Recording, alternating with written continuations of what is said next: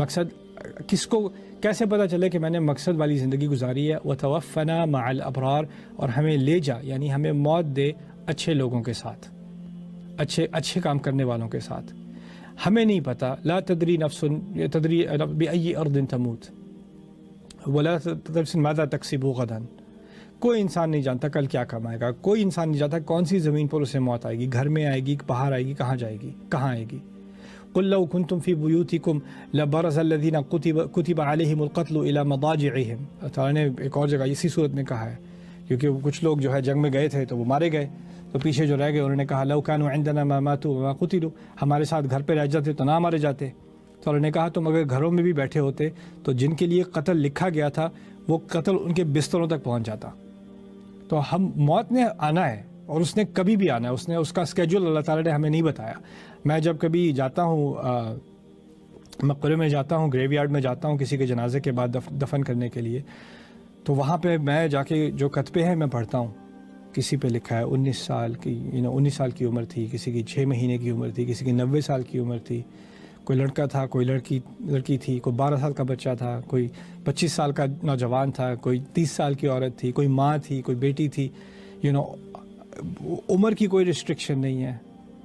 Age کی یعنی gender کی کوئی ریسٹرکشن نہیں ہے، جس کے لیے موت لکھی ہے اس کے لیے لکھی ہے۔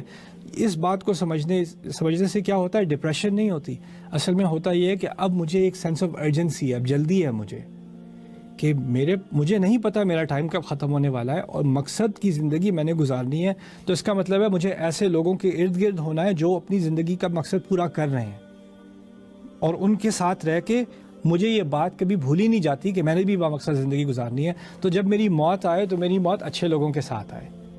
اس کا مطلب یہ بھی ہے کہ ہمیں توفینا مع الابرار، کہ ہمیں لے جانا اچھے لوگوں کے ساتھ، یعنی ان کی کیٹیگری میں ڈالنا جن کے ساتھ ہوں گے۔ المرء مع من احب، ایک بندہ انسان وہاں اپنے آپ کو پائے گا جن لوگوں کے ساتھ وہ محبت کرتا ہے۔ تو اگر ہم ابرار کے ارد گرد ہوں گے اور اس کے ذریعے سے اپنا مقصد پورا کر رہے ہوں گے، اچھے لوگوں کے ارد گرد ہوں گے، تو آخرت میں بھی ہمیں اللہ اچھے لوگوں کے ارد گرد اٹھائے گا۔ اللہ یہ دعا ہماری ہم سب کی پوری کرے۔ وَتَوَفَّنَا مَعَ الْأَبْرَارِ، اس سے ہمیں یہ بات بھی پتہ چلی کہ با مقصد زندگی گزارنے کے لیے جو دعا ہم نے کی ہے اس میں ہمارا بھی ایک حصہ ہے، کیونکہ اللہ سے تو ہم دعا کر سکتے ہیں وَتَوَفَّنَا مَعَ الْأَبْرَارِ، لیکن سارے آپ کے دوست، ساری آپ کی کمپنی، ساری آپ کی سوشل انوائرمنٹ، اس میں غیبت ہے اور وقت کا برباد کرنا ہے اور بے حیائی ہے اور بے تکی باتیں ہیں، بے مقصد باتیں ہیں، اسی میں ساری دن اور ساری راتیں گزرنی، گپ شپ ہو رہی ہے، ہینگ آؤٹس ہو رہے ہیں۔ اگر یہی تمہاری زندگی رہ گئی ہے تو کس منہ سے دعا کر رہے ہو توفنا مع الابرار؟ کیا ایک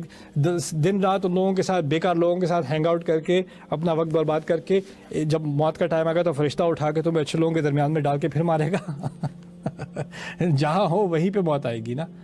جس انوائرمنٹ میں ہو، جس سوسائٹی میں ہو، جس سرکل میں ہو، وہیں پہ موت آئے گی۔ تو اس دعا سے ہم نے اپنے اندر بھی اپنے آپ کو آئینے میں بھی دیکھ لیا کہ میں اپنے آپ کو کن لوگوں سے سراؤنڈ کر رہا ہوں، کن لوگوں سے میری بات چیت ہو رہی ہے، کیسی بات چیت ہو رہی ہے، کیا وہ اچھے لوگ ہیں؟ کیا ان لوگوں کے ساتھ ہونے سے میرے اندر اچھائی زیادہ بڑھتی ہے یا برائی زیادہ بڑھتی ہے؟ کیا ان کے ارد گرد ہونے سے میرے منہ سے گالیاں زیادہ نکلتی ہیں، غیبت زیادہ نکلتی ہے؟ یا ان کے ارد گرد ہونے سے مجھے اللہ زیادہ یاد آتا ہے، اپنا مقصد بھی یاد آتا ہے، کوئی اچھے کام کرنے کی تلقین ہوتی ہے، کوئی علمی بات کرنے کی توقین، کوئی عقل کا واقعی استعمال کرنا ہوتا ہے۔ یہ عقل اتنی عظیم عقل دی ہے انسان کو،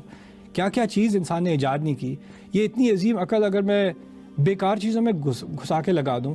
ساری سیلیبریٹیز کی انفارمیشن یاد کر لوں، کس کی کیا ڈیٹ آف برتھ ہے، کون کتنا عمر کا ہو گیا، کس کی کیا سرجری ہوئی تھی، اگر یہی معلومات مجھے کرنی تھی، یہ جو تحفہ مجھے دیا یہ اس کام کے لیے دیا تھا۔